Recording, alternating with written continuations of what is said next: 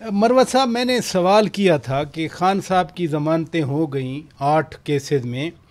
آپ نے میرے شو میں ایک اور بات بھی کی تھی. آپ نے کہا تھا، اسی سوال کا جواب میں نے مانگا تھا، آپ نے کہا تھا پنڈی کے پیر لٹکن شاہ سے جا کے پی ٹی آئی رابطہ کرے. اب تو ادھر نہیں جانا پڑا، 8 کیسز میں ضمانتیں ہو گئیں. خان صاحب کب باہر آئیں؟ میری بات جب میں نے یہاں کی اس کے بعد پیر لٹکن شاہ خود جیل چلے گئے. کیا؟ ہاں، وہ اس پہ کوئی مقدمہ بن گیا تھا. وہ کون؟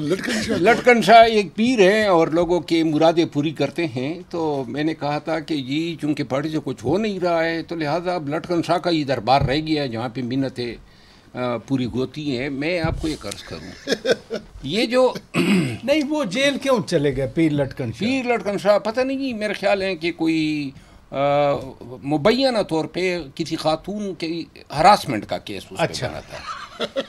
اچھا، اب میں آپ کو عرض کروں، یہ جو آپ نہیں، پی ٹی آئی والے آپ کی ایڈوائس پہ پیر لٹکن شاہ کے پاس گئے یا نہیں؟ آپ نے کہا تھا کہ نہیں، میرے خیال میں جس وقت انہوں نے جانا تھا اس وقت وہ خود معطوف تھے، جیل میں تھے. اچھا، میں آگے چلتا ہوں. یہ جو سوال ہے نا، یہ مٹھائیاں بانٹنے کا سلسلہ یہ ویسے پاکستان میں ختم ہونا چاہیے. چاہے کسی بھی پارٹی کا لیڈر جو ہیں وہ ضمانت ہوتی ہے، بری ہوتا ہے. یہ ایک عدالت تو ہوتی نہیں ہے، ٹرائل کورٹ ہے، ایسے ہی پھر ہائی کورٹ ہے، پھر سپریم کورٹ ہے، پھر سپریم کورٹ میں بھی اپیل در اپیل ہے.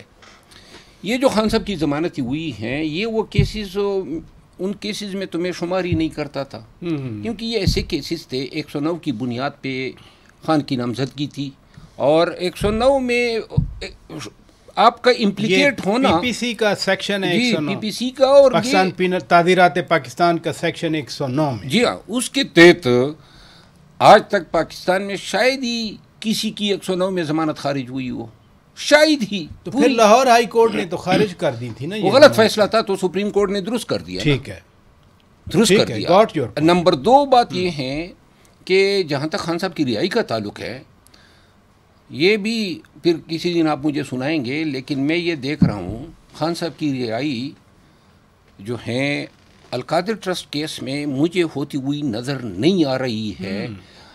جو مجموعی حالات کو اگر ہم مد نظر رکھیں، انصاف کا جو معیار ہیں، عدالتیں، پراسیکیوشن، کیس، البتہ بشرا بی بی جو ہیں اس کی ضمانت ہو سکتی ہے، کیونکہ قانون یہ ہیں کہ جس دن سزا ہوتی ہے اگر وہ مرد یا عورت ضمانت پہ ہو تو اپیل کے بعد 426 کے تحت پھر اس کا حق بنتا ہے کہ اس کو ضمانت پہ رہا کیا جائے. ایک بات.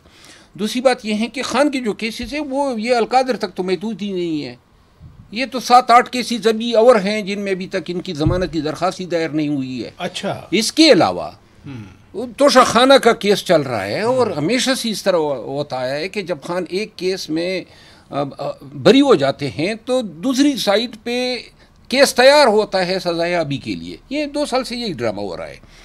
خان صاحب کی رہائی جو ہیں عدالتوں سے کہیں زیادہ پاکستان تحریک انصاف کی احتجاجی صلاحیت پہ ڈیپینڈ کرتی ہے.